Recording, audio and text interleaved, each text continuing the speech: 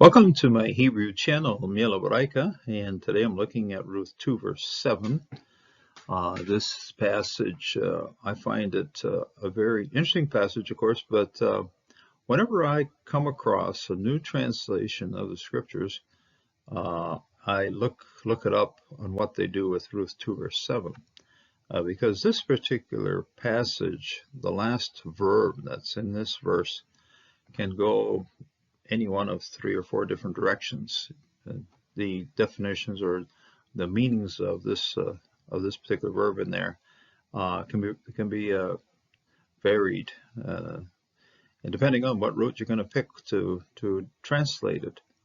Now, I remember a few years ago I was studying with a fellow professor who was teaching Russian students Hebrew over in the Netherlands. Very interesting environment for him to be teaching Hebrew, and he told me, he says, wow, when he got to Ruth 2 verse 7, he almost gave up on teaching Hebrew. It's just such a tremendous challenge for him to get through this thing. A lot of, if you look it up, many translations will say difficult passage to translate. It is, and they will also say meaning unclear. Well, in Hebrew, the meaning is very clear. But one thing Hebrew can do is it can have a principal meaning and a lot of adjunct meanings working on the same root. So to me, it actually makes a very rich, very vibrant passage here. The things that are happening at the end of this verse are very interesting. So stay tuned, follow me through, and at this point, the Na'ar Nitziv, he is the headman, the foreman of the reapers, is reporting on what Ruth had said. So here, this is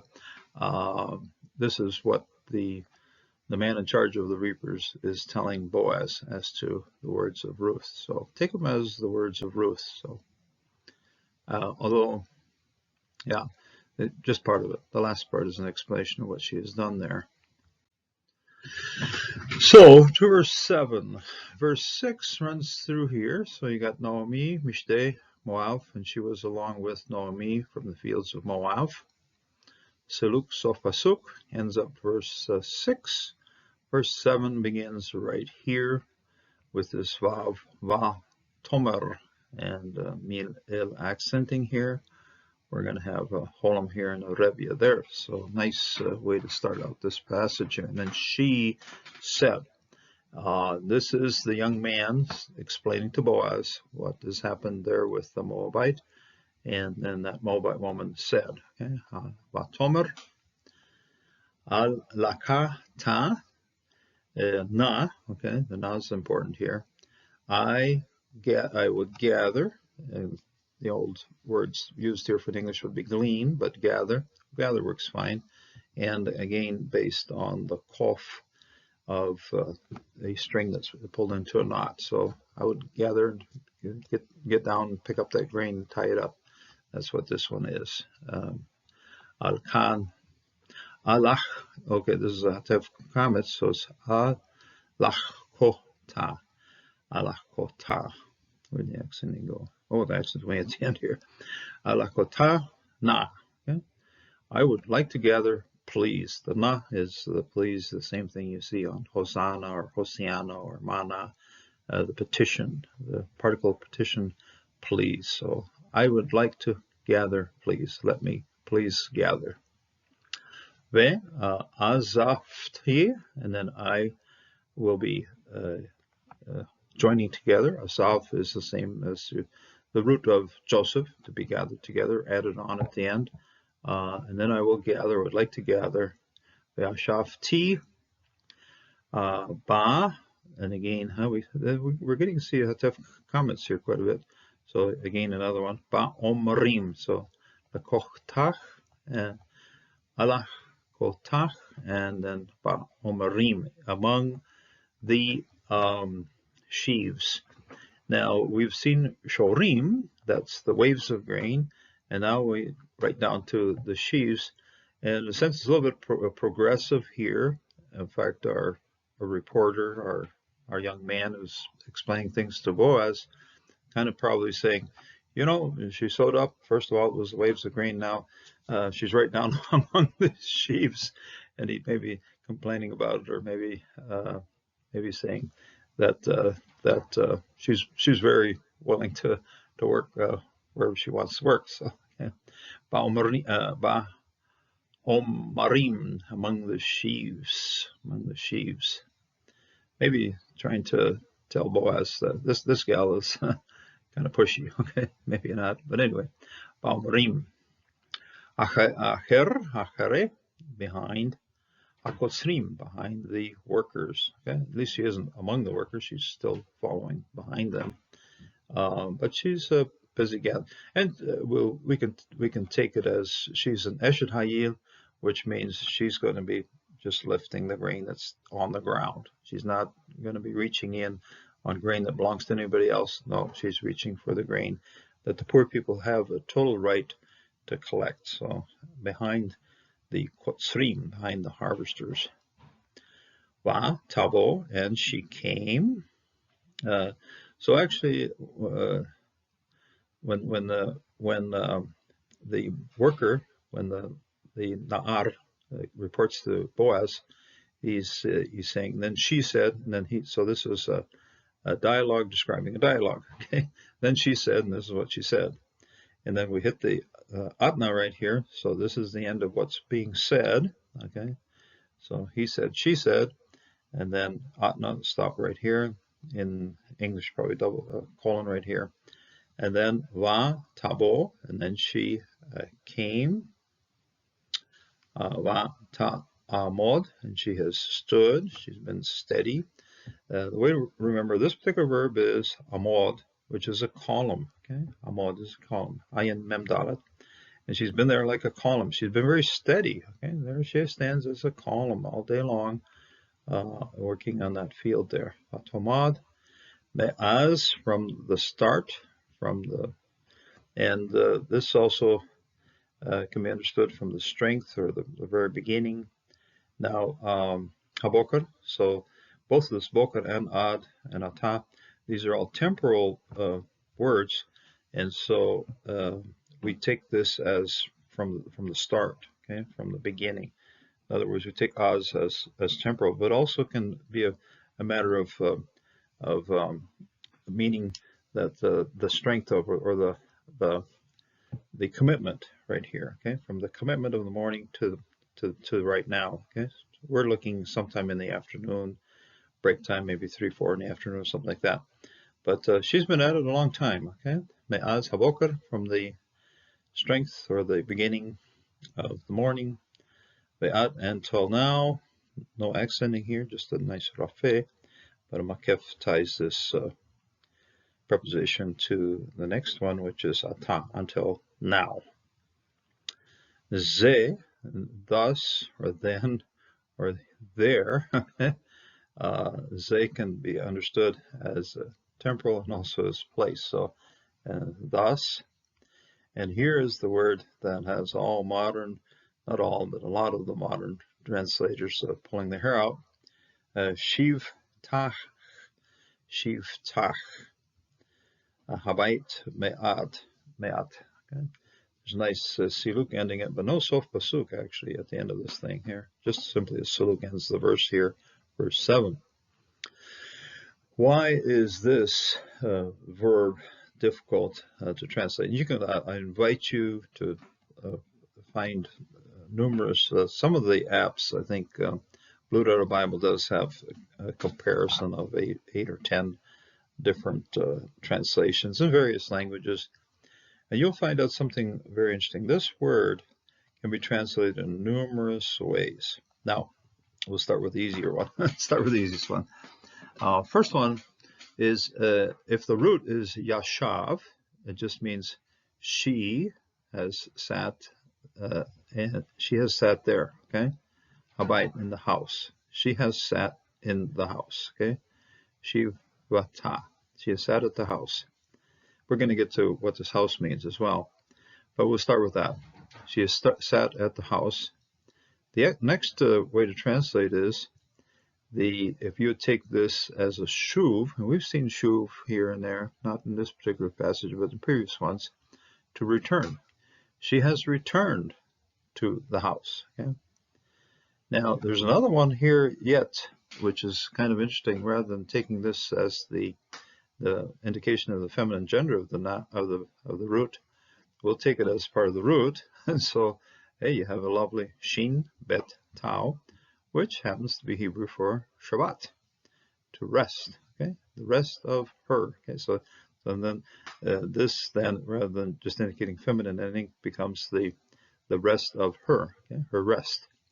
She has rested at the house, me'at, a small time. So she has gone to the house, or she is sitting in the house for a small time. She has returned to the house for a small time.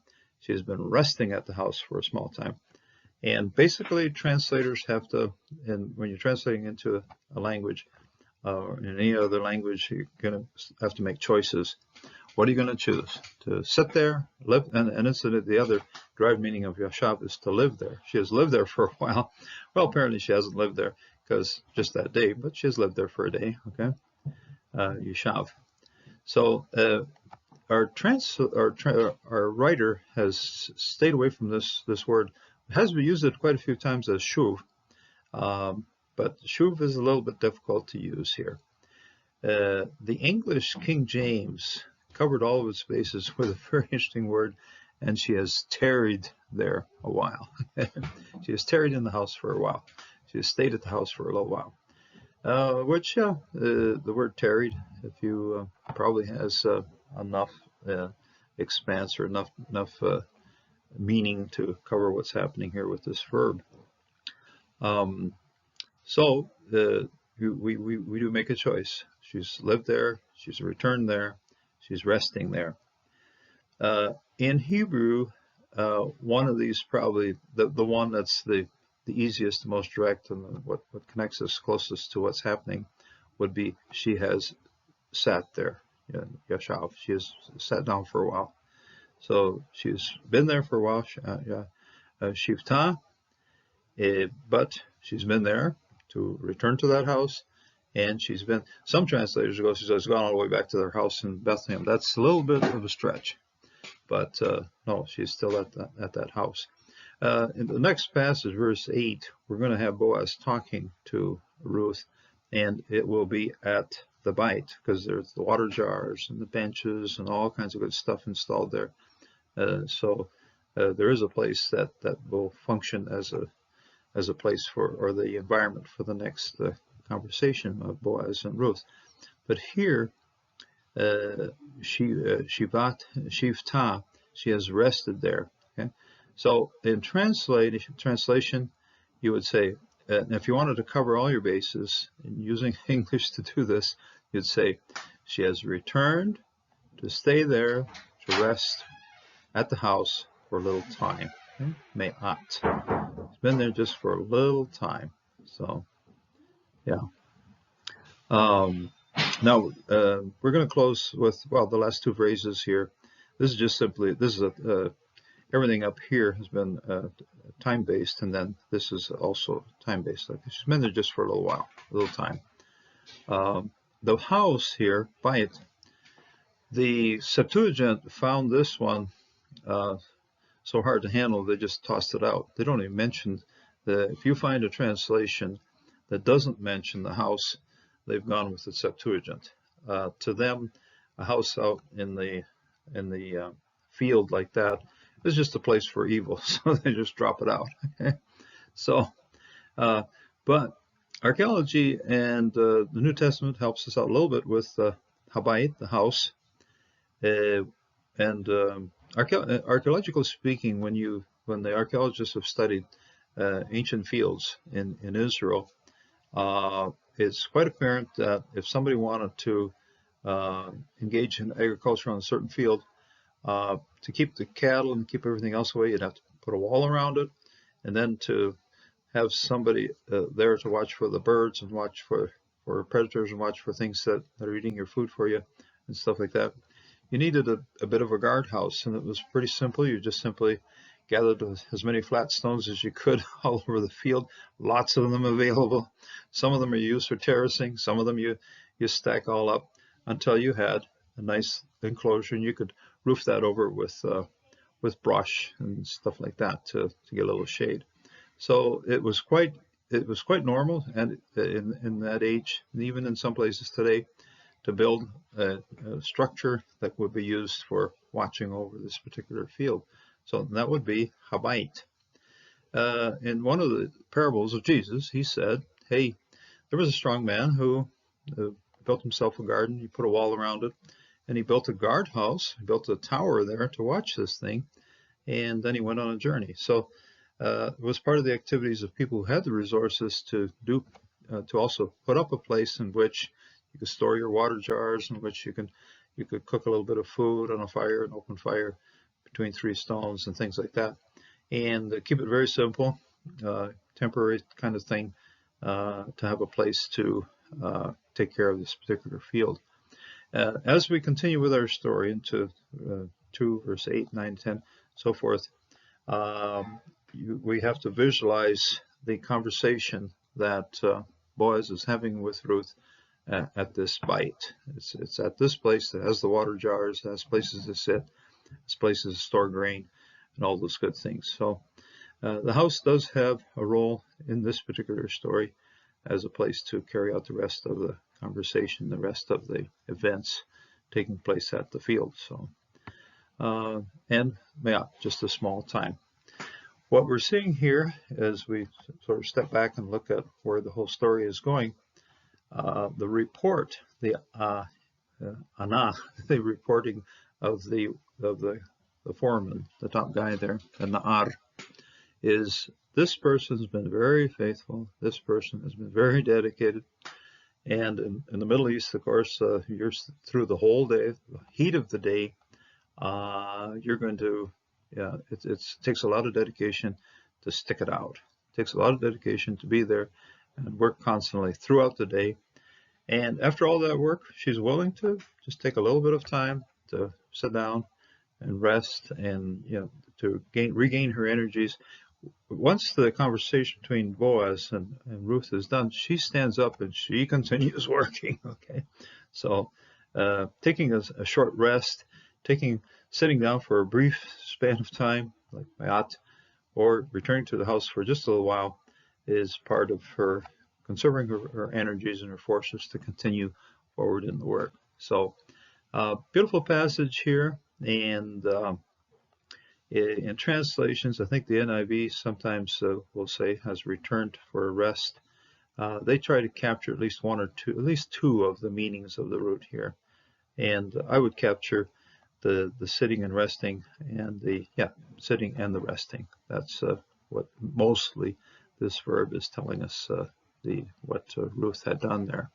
So beautiful passage, and I trust this will also be a blessing for you. And it's an encouragement, sort of an example to us to be willing to work through the heat of the day when that is required. Stick to your job. Be faithful in whatever activity you are involving with, and stick with it. May God bless until the next time.